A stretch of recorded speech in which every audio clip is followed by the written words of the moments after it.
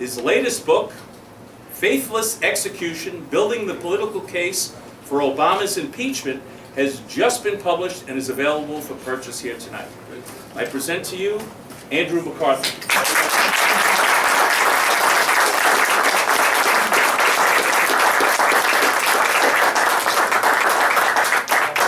Thank you so much, and thank you for that extensive introduction. I think the most relevant experience that he listed was when I was with the Federal Witness Protection Program, which comes in handy if you're going to write about the Obama administration. It's a delight to be here tonight. I think this is the second time I've spoken with this chapter of the Federalist Society. But Can this you is speak up, please? yeah, sure. But this is close to home for me. I'm born and raised in the Bronx. I had family on Long Island, so it's always it's a delight to come out here. Good enough? Good enough. Great. Well, let me dive into the book, and then we can talk about whatever you want to talk about after I take a few minutes to describe it. Faithless Execution is about presidential lawlessness. I've gotten a lot of flack over the subtitle of the book, which talks about building the political case for Obama's impeachment. The thing that's more important in the subtitle probably than impeachment, which is the word that gets people's hackles up, is the word political, because it's the goal of the book in many ways to try to describe the difference between the legal case for impeachment, which I think is very clear, and the political case for impeachment, which is very difficult. And the difficult ends up weighing out in the end, or being more important in the end, because impeachment, more than anything else, is a political remedy, not a legal remedy. So before I get to that, I will say, as a personal experience, I've written 4 books, and I've never had one quite like this. And the reason, I think, is if you're going to write a book about lawlessness in the Obama administration, the challenge is that at some point in time, the writer has to stop writing so that the publisher has time for a few weeks to sort of bind the book and get it out. So it was inevitable, I suppose, that by the time the book finally came out, I'd be 3 or 4 high crimes and misdemeanors behind. Contrary to what's been rumored in the media, I did not arrange the Berg doll for the Taliban. I had nothing to do with that. That was not a marketing ploy. But I think it is a very serious high crime and misdemeanor. And once you grasp what the concept of high crimes and misdemeanors was that the framers had in mind, I think I can convince you that it is a high crime and misdemeanor as well. I have to say, let me just stick with that because it's such fresh news. I'm not terribly impressed by the argument that it was an impeachable offense or any other kind of wrong for President Obama to blow off this 30-day notification statute, which is what has them all spun up in Washington. I frankly think, with all the things that have gone on in the Obama administration, for them to get spun up over that is telling. I think actually, more than it being a serious breach of the law, their pride is hurt. You know, he didn't let them in on what he was about to do. At the same time, he let Harry Reid in. I guess he didn't notify everyone else. I'd really be careful about going out on a limb on that. During the Bush administration, we had many situations come up where, because we were in a state of war, we had a situation where the commander-in-chief had powers under Article 2 of the Constitution to take action under his powers as commander-in-chief. And we always defended those, at least I always defended them when I thought they were defensible, on the grounds that it's kind of black-letter law that a statute cannot amend the Constitution. And therefore, if the president has powers under Article 2 of the Constitution, they cannot be reduced by Congress.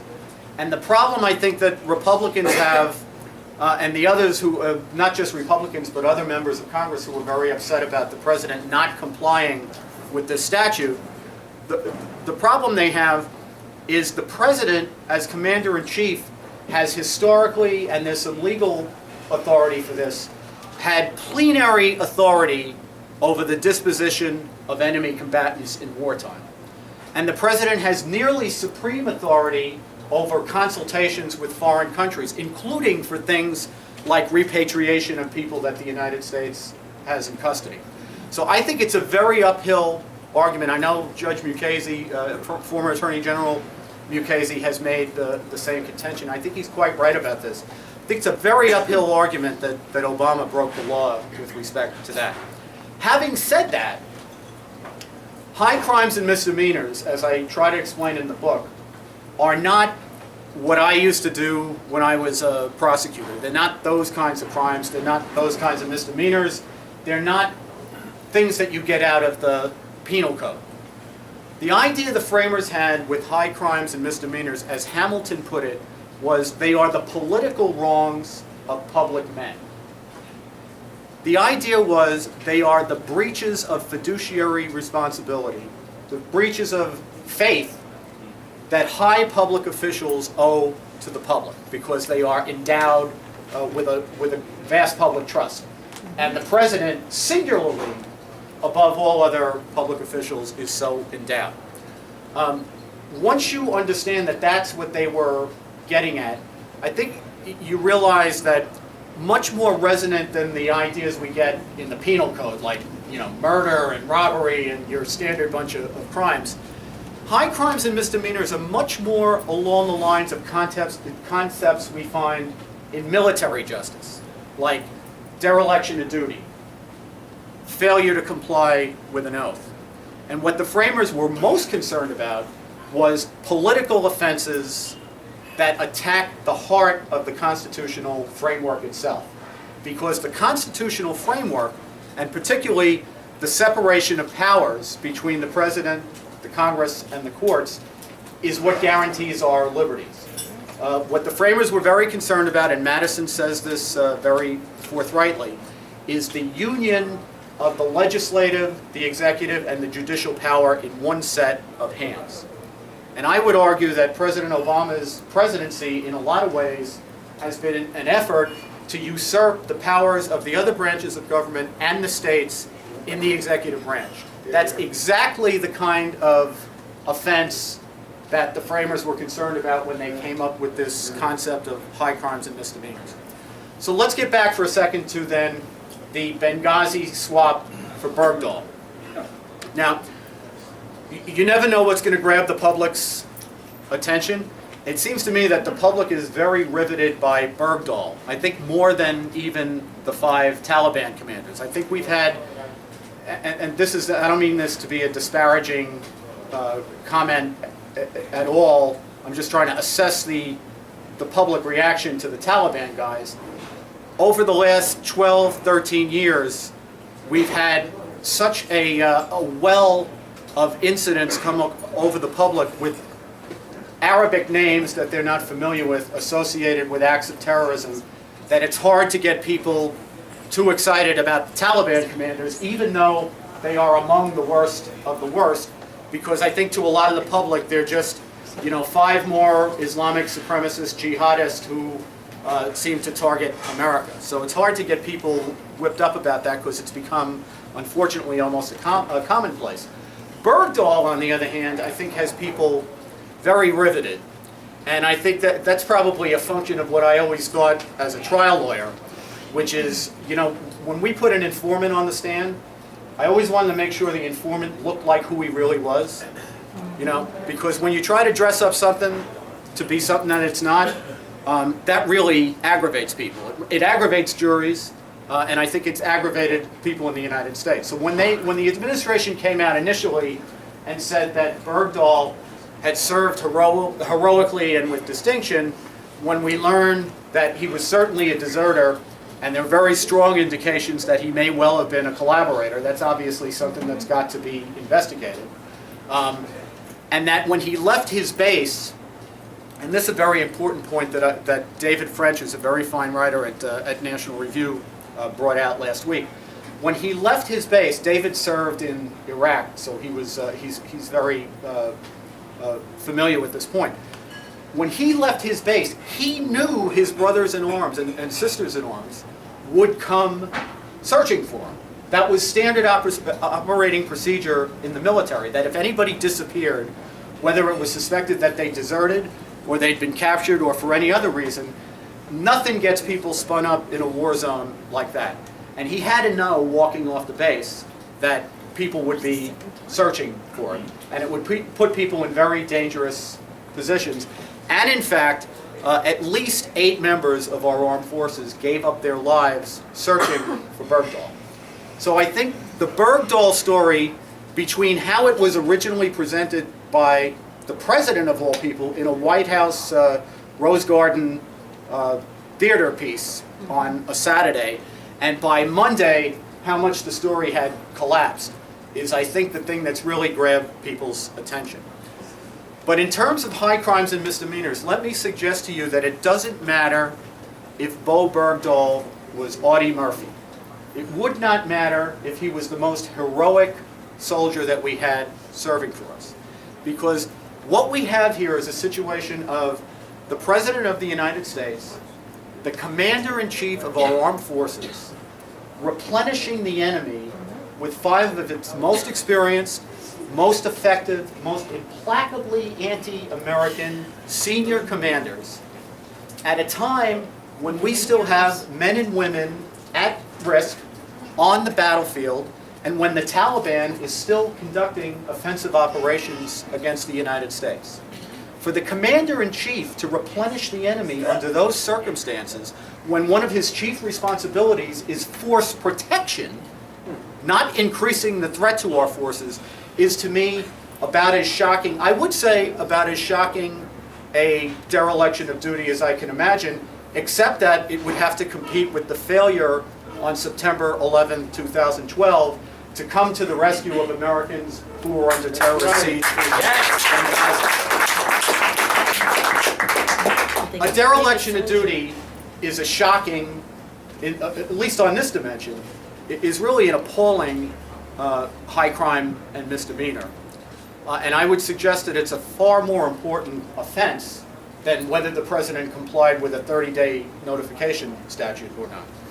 I'd also point out that the 30-day notification statute is not totally irrelevant, although I think the substance of it may be, because a year ago, it was last June, Jay Carney, on behalf of the president, got up in front of the press, in front of the American people, in front of the world, and promised that President Obama would comply with the statute. He said that there would be no transfers of Taliban personnel unless there was consultation with Congress. What you find when you research high crimes and misdemeanors is one of the things that the framers were most concerned about was a president being forthright with the American people and being forthright with the Congress. So in terms of just assessing the gravity of the offense here, much more important than the substance of this statute is the fact that the president was not truthful with Congress. The president has a right, if he in good faith believes the statute is unconstitutional, he's got every right to say, I'm not going to execute that law because that would not be faithful execution of the law. It would be inconsistent with my obligations under the Constitution. But he's got to be straight with Congress in taking that position.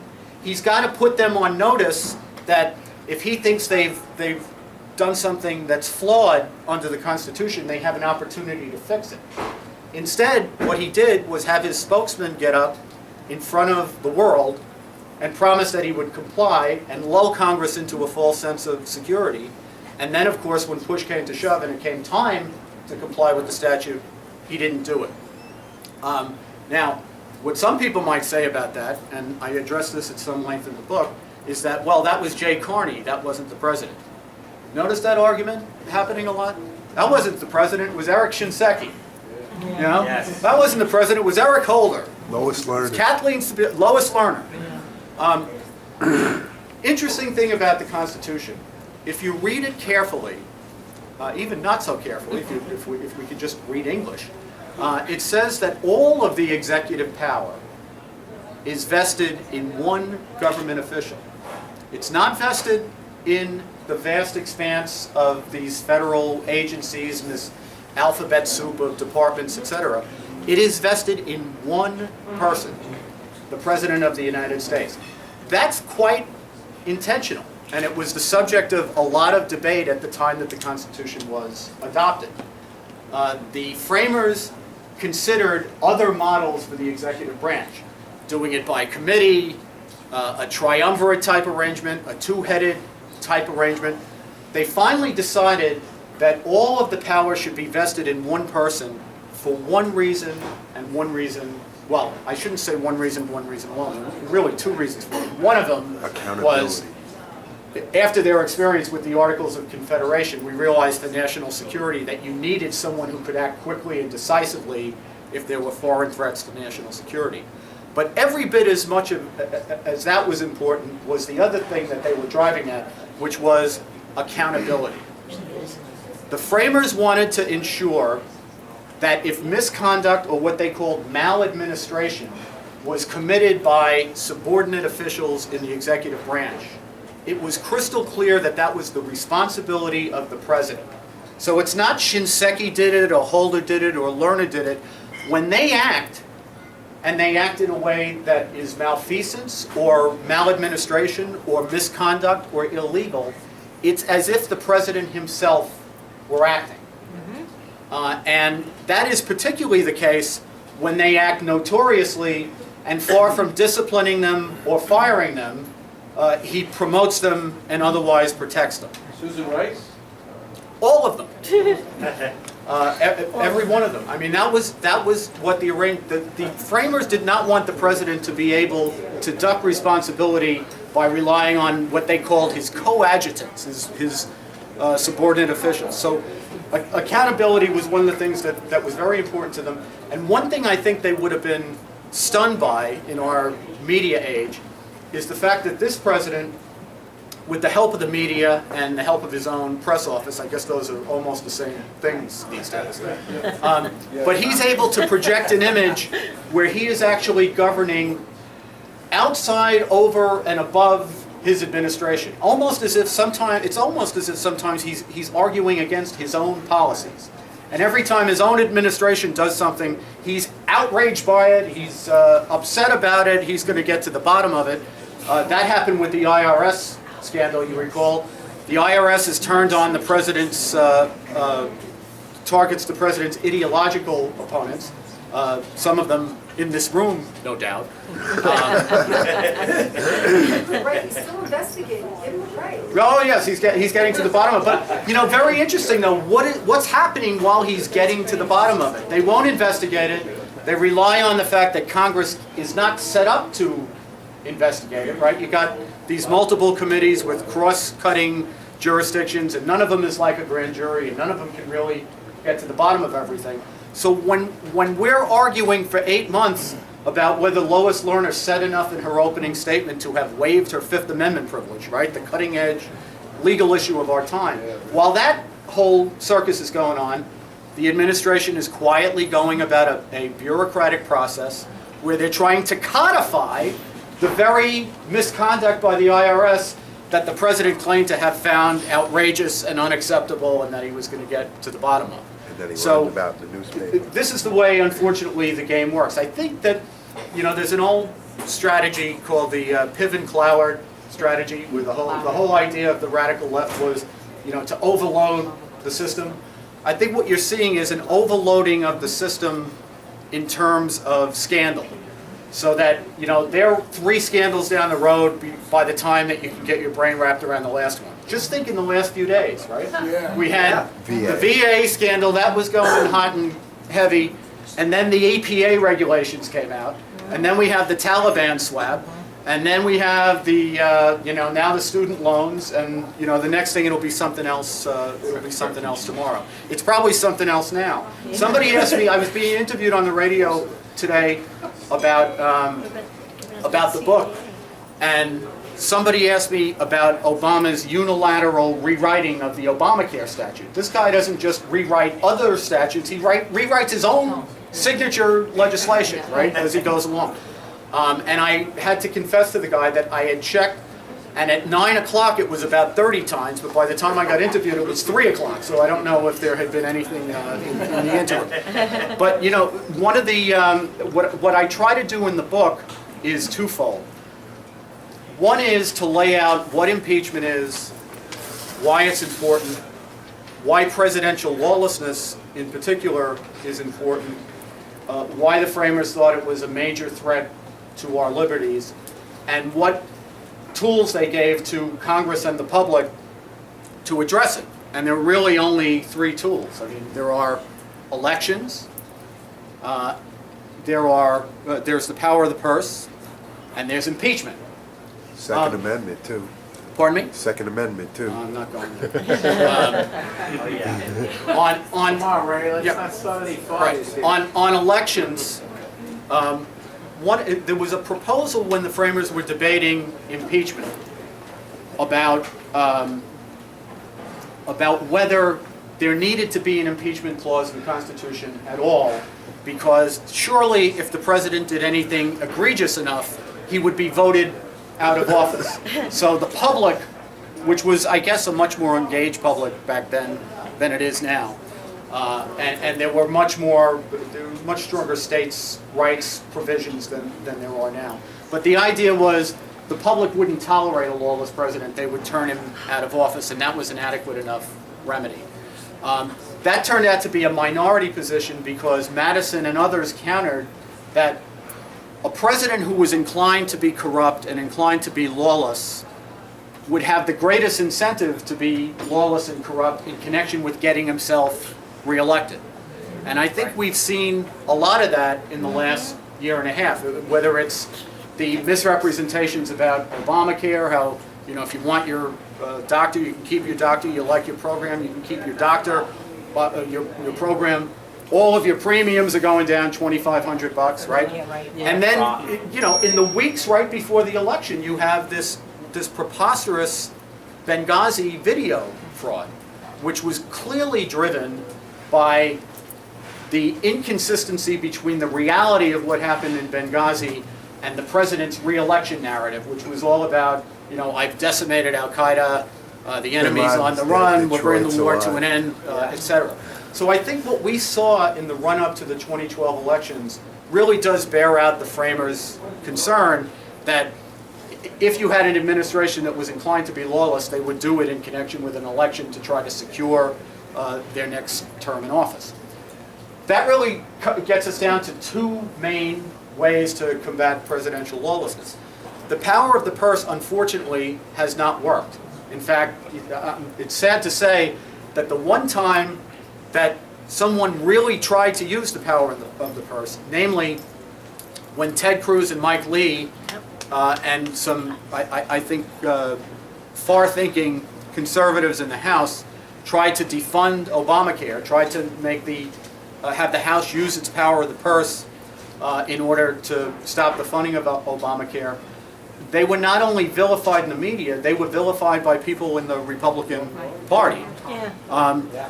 Now, there's to be fair, I think there's a couple of things going on with that we need to consider in terms of how effective the power of the purse can be. If you're not afraid to use it, and you're afraid, and you're not worried about taking the political slings and arrows, it's a showstopper.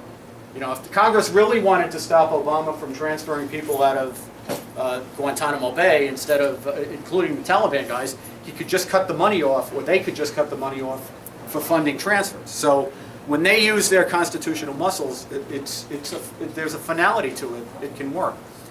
Here's the problem, I think. Number one, the demagoguery. We like to think on the right. I certainly consider myself on the right. We like to think that our politics and our public discourse is about logic, and that we can move in a linear way from A to B to C and get to the right answer. And we're stunned when we make these exquisite arguments that they don't seem to be resonating with everyone, and a lot of them fall on deaf ears. And I think the reason for that, and we're going to have to come to grips with this somehow, is the other side's politics is not really about making logical arguments for their positions. It's really an us versus them world. And you're either on one side or you're on the other side. And they do rally around their people, no matter what the circumstances are, in a way that we don't. Now, I don't want to be them, and I don't want to do that, but I do think that in terms of our political discourse, we have to face reality. We have to face that that is the reality of the tactics. So that's one problem. So every time they try to do something meaningful in opposition to the president, they get demagogued as racists and all the other phobes. I don't know if I'm a racist this week or an Islamophobe, or it changes from week to week. But that's the that's the big problem. And it's one thing for us commentators in the peanut gallery to get that kind of stuff. It actually helps sell books in a way, so who cares? But people in Washington are understandably not up for being targeted that way, and a lot of them are very fearful of it. So it's got a real impact. Here's the other problem with the power of the purse. When the government gets big enough, and it's as redistributive as it is, and it's so based on transfer payments as it is, every time you try to use the power of the purse, you're stopping somebody's goodies. I mean, they've basically created a system now that the transfer payments in this economy, and particularly in these government programs, are so pervasive. And there's so many people in the country who are taking transfer payments from the government that if somebody tries to put their foot down and use the power of the purse to stop something the president's doing, one of the political fallouts that they have to worry about is that somebody's money is being cut off. And they're always deathly afraid to be accused of taking the food out of babies' mouths and medicine and healthcare and all the other stuff. It's demagoguery, but it works. So that's the power of the purse and the uphill battle for using it. I still think what ultimately, as I argue in the book, more about presidential lawlessness than impeachment, it would be much better for us not to have the president impeached, but to convince him that he needed to faithfully execute the laws, which is what the president's main job is under the Constitution. We don't want to be in a position where every time we ideologically disagree with somebody, you have to impeach the guy. Because nobody wants to have that kind of policy. At least we don't. I don't think we do.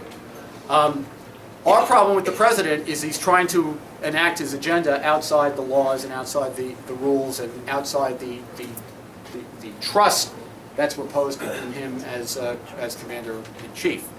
And I think it's a tremendous problem, because what we really need to do is create an environment where he has an incentive to be lawful. And what seems to be happening instead, now that we're down to about 2.5 years, is he seems to have decided that elections don't matter much anymore, and he's putting the pedal to the metal and trying to drive his agenda as fast as he can. And I think as lawlessly as he can. So this is a tremendous challenge for us. The second half of my book lays out articles of impeachment. And I try to plead them in the manner of a prosecutor pleading an indictment. So they're laid out. I try to do it in a storytelling way that's engaging for the reader, but they're really laid out the way I did what I try to do when I was a prosecutor, which is take a set of conduct that may be a little bit extensive in time and space, and in some places a little bit complicated, and try to tell it in a thematic story in a way that people can understand. There's 7 different articles of impeachment. I probably could have made 70, but what I tried to do was lay them out thematically, and they have subparts and the like. Let me give you a couple of them to get the flavor of it. The first one I have in there is the failure to execute the laws faithfully. There's nothing a prosecutor likes better than having a count to which there's no defense. It always is easier to get a jury to convict on a bunch of stuff if you can get them to convict on one. That's the way we always look at cases. And the thing with the failure to faithfully execute the laws is that even the president's most ardent admirers would have to admit that he does not follow statutes. He presumes the ability to make up the law as he goes along. He rewrites even the statutes that he signs. He waives them. He selectively enforces them. He presumes the power to decree benefits and penalties under law. He certainly does not execute the laws either as the Congress has written them or as the laws reflected in the Constitution. And for good measure, he also ignores judicial decisions when he doesn't like those. Now, there's a lot of the president's fans who have no problem with that because it's the manner in which he's moving the agenda up the field. I mean, if you think about why is the president lawless, it's not that Barack Obama wants to break the law every day. I take him seriously when he said that he came to fundamentally transform the United States of America. Yeah. Here's his problem. Most of us like America. Yes. We don't want it fundamentally transformed. So if you're an ideologue who's bent on transforming a country that doesn't want to be transformed, and that there's no legislative majority for enacting the things that will transform it, your only way of imposing that on the country is to do it outside the law. And that's why I think, almost by definition, he has to do these things that are outside the law. He can't implement the agenda otherwise. So I think there's really no defense to the fact that he's lawless. What's disturbing, and you find this throughout probably every offense that you can talk about with Obama, is it's a lot more about us than it is about him. You know, it's clear that he's being lawless. It's clear that he took an oath to faithfully execute the laws and to preserve, protect, and defend the constitutional system that he's actually trying to undermine. But the country doesn't seem to be terribly upset about that. And one of the things you really have to wonder about is, when do we get to that point? Or do we get to that point? Are there enough people in the country who still care enough about the rule of law that there'll be a turning point and they'll get upset about that? Another of the articles I actually have, Benghazi is worth going through for a second because it takes us through a variety of different articles. I take Benghazi back to the unauthorized, unprovoked war that President Obama initiated against the Libyan regime, which was then being held out as, by not only the Obama administration but the Bush administration before it, as a key counterterrorism ally of the United States, precisely because Gaddafi was giving us information about jihadists in eastern Libya. So the president starts this war, which is mainly fought with NATO assets, but with the United States firmly backing it and essentially leading, even if leading from behind. The war is prosecuted under false pretenses, in that the president says that he's following a United Nations resolution. The resolution only allows the protection of civilians. The president prosecutes the war against the regime. That has the effect, knowingly and undoubtedly, of empowering Islamic supremacists, virulently anti-American Islamic supremacists in eastern Libya. That gets followed up with what I regard as a reckless and really in many ways shocking failure to provide adequate protection for people who were mysteriously assigned to Benghazi for reasons that we still haven't gotten to the bottom of. To the point that, the British have the good sense after a few bombings to pull their people out. We leave our people there, and when they asked for enhanced security, they got turned down. They actually reduced the security in these facilities. Dereliction of duty. That leads inevitably to the terrorist attack of September 11, 2012, which from the very first minutes, the president clearly knew was a terrorist attack. We know that from just the information that's come out so far, even though there's still a lot of stonewalling and a lot of unanswered questions. Despite the fact that they knew it was a terrorist attack, the commander-in-chief takes no meaningful action at all to come to the aid of Americans under a terrorist siege.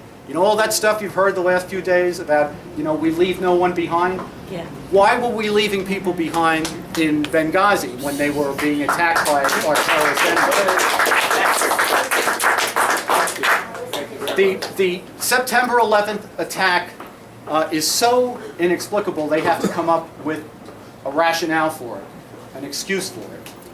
Because it flies in the face of the Obama claim in the election campaign to have decimated al-Qaeda, and have our enemies on the run. So on the fly, I think it's a product of this 10 o'clock call between Hillary Clinton and Obama at the night of the siege. They don't do anything to protect the people who are being attacked, but they do come up with a reason that they can try to sell politically for what happened. They come up with this cockamamie story that the video did.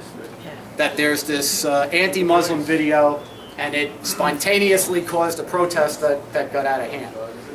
I would say, by the way, think about the rationale for that. The only way that you can try to make that fly is if you believe logically that a video could cause people to commit mass murder. So, what that says about what their assessment of who we're dealing with is remarkable. But stick with me on this. They not only tirelessly con the public into this idea that the video caused the massacre. Did they arrest the guy? The cherry on top of this is they trump up a prosecution against the video producer who is engaged in, no matter what you think of the video is reprehensible and it's stupid and you can say a lot of bad things about it. It's First Amendment protected activity. He's got a right to make the video. Yet they hold out the prosecution of this guy as additional evidence that the video supposedly caused the massacre, including the killing of our ambassador and 3 other people.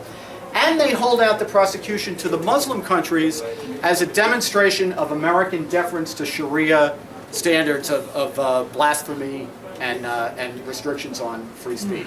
So I think if you take the Benghazi debacle from beginning to end, and I have it as this 3-year event, you see all of the lawlessness, all of the abuse of power, all of the things that the Obama administration has become notorious for, especially the fraud. And as I argue in the book, it's the same kind of fraud that you see with Obamacare. It's the same kind of fraud that you see with Solyndra. And just recently, before I could even write about it, it's the same kind of fraud that you see with this swap between, Bergdahl for the Taliban. It's an administration that's built on lawlessness. It's an administration that's built on fraud. And let me leave you with this final thought, and then we can open it up for questions. The lawlessness, presidential lawlessness, is not a conservative issue. It shouldn't be a conservative or liberal issue. It shouldn't be a Democrat or Republican issue. It shouldn't be, an independent, libertarian, ordinary American issue. It's a law and order issue. It's a rule of law issue. And to all my Democratic friends and libertarian friends and everyone else who doesn't share my particular political philosophy, I would remind them all of this. The precedents that President Obama is setting today, if they're not knocked down, are going to be available to every single president from here on out. And the president is not always, I don't think, going to be a liberal Democrat. So we all have a stake in the rule of law. The framers recognized that our separation of powers and the prevention of accumulating too much power in one branch of the government was the key to our liberties, and that accumulation of power was the road to tyranny. It had been the road to tyranny in every regime in the history of man, and it still is.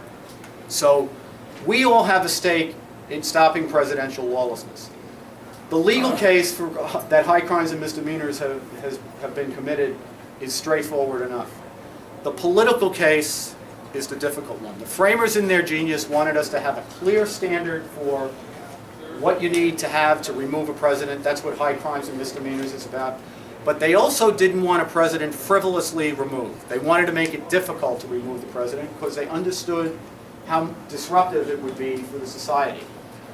So that's why they put in this requirement that the Senate has to return a 2/3 approval vote before you can impeach a president. That ensures that no president is going to be impeached, even if you could prove 1,000 high crimes and misdemeanors, unless you have a strong public will on behalf of the American people to remove the president. Now, a lot of people say that could never happen, and maybe they're right about it. I don't know. I'll leave you with this, though.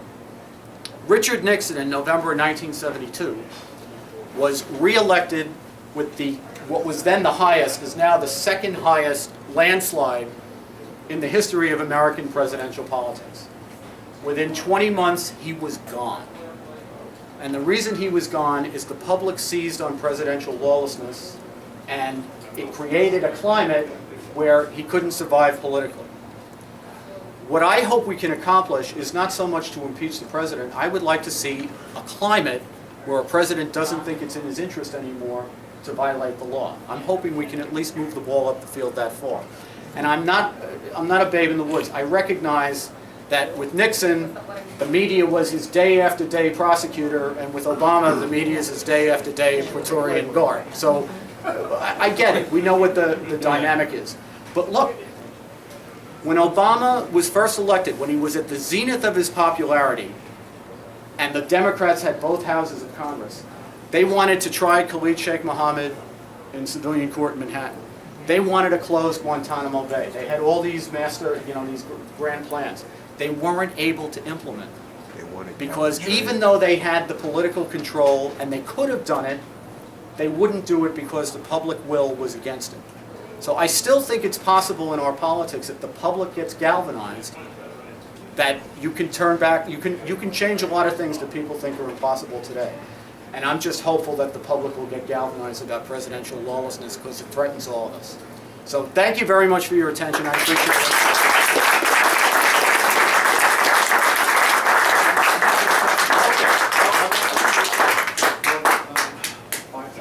5 or 10 minutes, questions?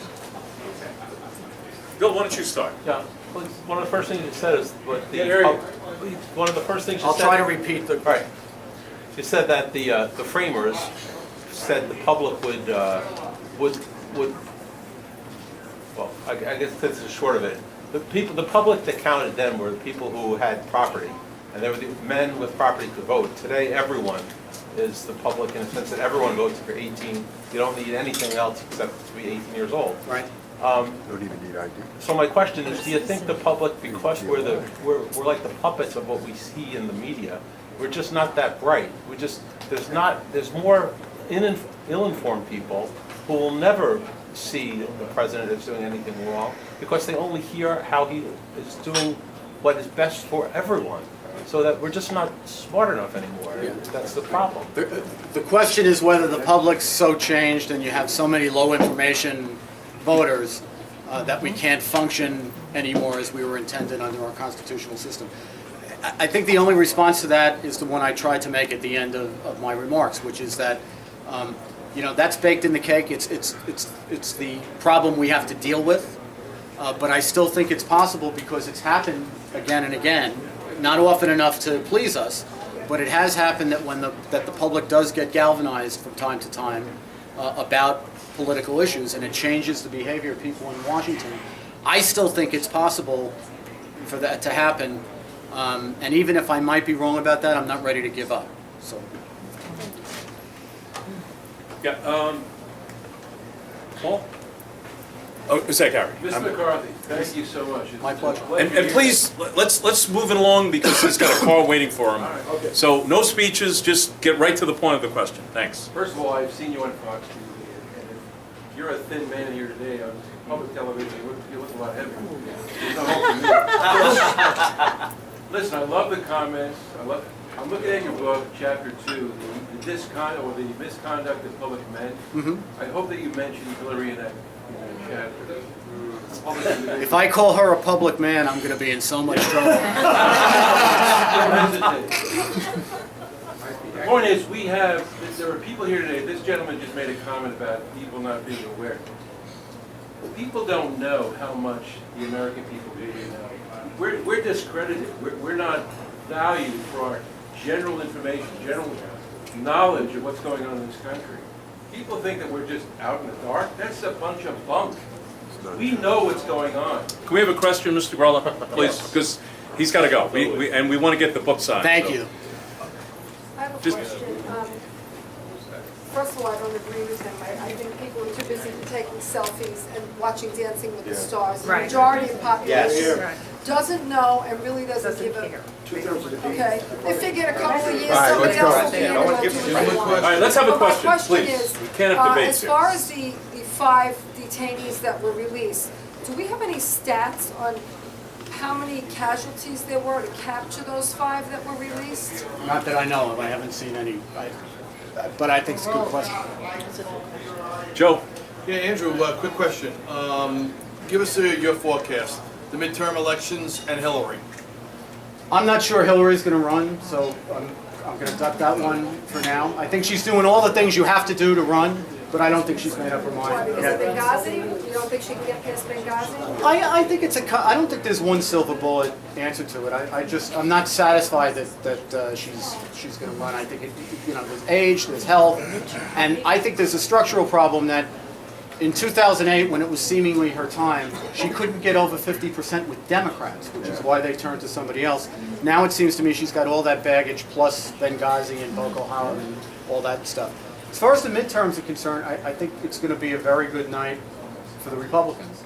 It's going to be much more like 2010 than 2012. The question is, Do we get if you elect the same Republicans, are they going to once they're in control of the Senate and the House, are they going to have real backbone to push back on Obama? And I'm a skeptic on that, but I'm hopeful. You do think we'll take the Senate? Yeah, I think so. Well, look, bad things can happen between now and then, but it's not. I don't think it's that. I think it's going to be a very bad night for the Democrats. And if I'm right, We'll go back and forth. let me try. If I actually thought Obama would rein in his routine until after the 2014 elections were over, and that we wouldn't see the kind of pace that we're now seeing with his really irregular governance. I now think I was wrong about that. I think that they've decided, or at least the White House has decided, the 2014 elections are going to be a bad night for them, and he might as well put his pedal to the metal and go. So good night. That'll be a good night, but it'll be a terrible 2.5 years for the country if we don't do something about it. Gentleman in the striped shirt next, and we'll go back and forth from side to With what you've side. outlined, basically Nixon is almost a scofflaw compared to Obama. And I'm wondering if we take back the Senate in November, why wouldn't we even think of impeaching the president? I mean, Because let me the question so we can move it along. Because you would still need 15 to 17 Democrats to vote with the president, and I think an awful lot of the Democrats currently in the Senate and currently in Congress are not just protecting Obama and wouldn't just be inclined to protect him because he's a Democrat. They're on this ideological program, and they're perfectly happy with him going around the law to implement it. So it's a big uphill battle. All right, Michael. Quick question. The Attorney General has made a habit of not enforcing certain laws or ambulance chasing kind of lawsuits against states, and now some Democratic Attorney Generals have started to do the same thing with this legislation passed by the legislature by ballot initiative that they're refusing to enforce. How do you feel about impeachment or recalling Attorney Generals, either of the United States or the states that aren't enforcing the law? I think an Attorney General's job is to enforce the laws. And any Attorney General who doesn't enforce the laws should be recalled if there's a process to do it. More than any other executive branch official, in whether it's a state government or the federal government, other than the chief executive, it's crucially important, and maybe I'm biased in this regard because I was a prosecutor for so long, but the public has to have confidence that the enforcement of the law is nonpartisan. Now, political agendas factor in when you're trying to figure out which laws are the most important to your administration. So, in a time when I worked for Rudy, street crime, and especially drug crime, was very important. And he came in and we threw federal resources at what theretofore had been, really state law enforcement. That kind of prosecutorial discretion is by nature political, but I don't mean political in the pejorative sense. I mean political in the best sense of you have to make judgments about what's important to the public.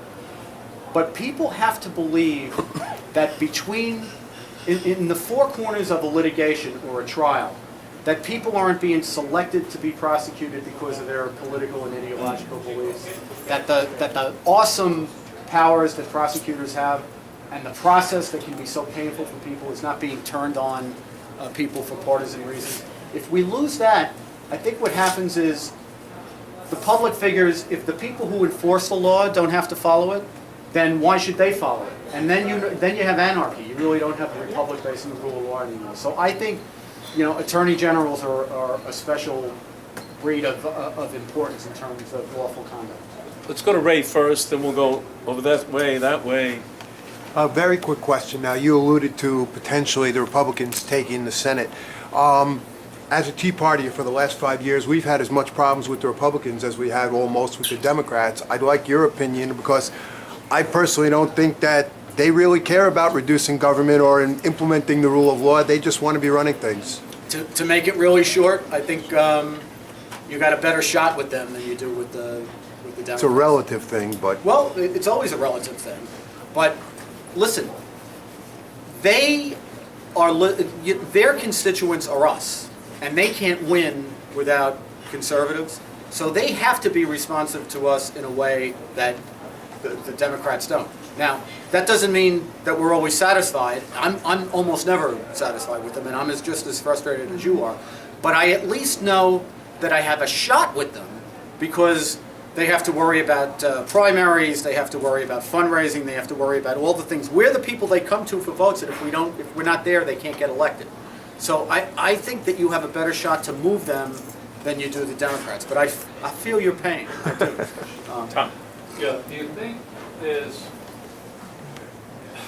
what do you think the Obama's going to do his ideological focus? I mean, do you really think he's going to be Clinton-esque and be realistic and maybe mellowing out a bit? No. Stop this dude, you know? No, I think that would have happened. If that was going to happen, it would have happened after 2010, and it did. So where's he going? What's to be done to sort of ameliorate it? Well, Midterms. you have to create a political climate where they really think that the Republicans think they can now get away with using their constitutional muscle, which they up until now. Look, I wish I had a better answer, but that's why I wrote the book. The ultimate answer is to impeach him, and in many ways, look, everybody says impeachment. 5 months ago, they had a hearing in Congress about presidential lawlessness. You had liberal law professors testifying that impeachment was the ultimate response to presidential lawlessness, and you had Republican congressmen diving under their desks and saying, "That I word, we don't use that up here, you gotta stop saying that." 2 days ago, it tripped easily off the tongue of Lindsey Graham, of all people. So what I'm trying to say is that just 5 months, well, that is true. That's got a lot to do with the primary tomorrow, I'm sure. But then you'd be stuck with Biden, who wants him? You'd be stuck. Look, I've heard. This is a legitimate. I've heard people call Biden the impeachment insurance. But all politics is dynamic. You would not get Biden. You would get a Biden who was chastened by the fact that the public had been so moved against their agenda that they had chased the president out. That's a very different dynamic. Bruce, Just a couple more. I'd like to say that when you enable term limits, Right. you allow people, you give them that perspective that they do not want to criticize the president because they want to be reelected. So they reinforce his abilities to deceive the public, to pursue his policies because they don't want to go against what he believes, because they want to get reelected. So they stay in that framework. And You mean no if somebody term was at the end of their term limit, they would speak their mind instead of pandering to the upper level, instead of pandering to Let me just Obama quickly- and those people. Right. My friend Mark Levin wrote a book about an Article 5 convention, which I think is very provocative and in my mind a very good idea. One of his proposals is a term limits proposal. I think it'd be a good idea. I hope they do it. I'm not holding my breath, but it'd be a good idea. This young lady here. Yes, ma'am. Do you trust the Obama military to thoroughly investigate the Bergdahl transfer, and in particular about the McCarthy network when they were paid off? The question is, do I trust the Obama military? I don't think of it as the Obama military. I still think it's the United States military, but I think it's a very legitimate concern that President Obama has appointed the top brass in the military. I think the military frankly, and I'm a big supporter of the military, particularly the rank and file, the kids who put their lives on the line for us. The military at the brass level has been appalling when it comes to radical Islam. And just all you have to do is look at the Nidal Hassan debacle, which they, to this day, refuse to call international terrorism, refuse to give those people Purple Heart. You know, I think that's been a big problem for us, and I don't think it's going away. So do you, so the Haqqani... Do I trust them to investigate it? Not without Congress looking over their shoulder. Because I think the NSA needs to portray emails. How about one more so I can... One more? All right. Well, I know this young lady has had her hand up before, so we'll Well, go ahead. good evening. Hi. Thank you very much. My pleasure. What would your strategy be, just as a suggestion, some strategy, a major one, to keep the Democrats from defining the Republican Party? Because they seem to be the people who constantly define us and we run with it. I love that question. Basically, I think if you give people squish, you invite the other side to define you. And I think if you had conservatives in Washington who weren't afraid of being conservatives, they would define themselves a lot more easily. If I were a Democrat or a media person, I would find it much easier to define your average Beltway Republican than Ted Cruz, who's out there speaking his mind and saying very clearly, this is what I'm for.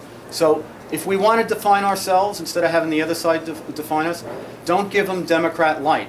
Because, you know, frankly, if you're of a mind to have Democrat light, most people are going to say, give me the authentic version. You know, because at least they believe it. You know. So I would like to see us be much more confident. But again, it's easy for me to say I'm not running for office. Well, it's just for an instance, they call themselves progressive. It's a nice word. I like that. I wish we were progressives. Yeah. I mean, it's just a word. No, you don't. I take that. I take you to mean you wish we were literally progressive, and No, I. because they define themselves. Right. Well, I. So, and they're defining Proactive. So. All right. Well, anyway, thank you all very much. I appreciate it.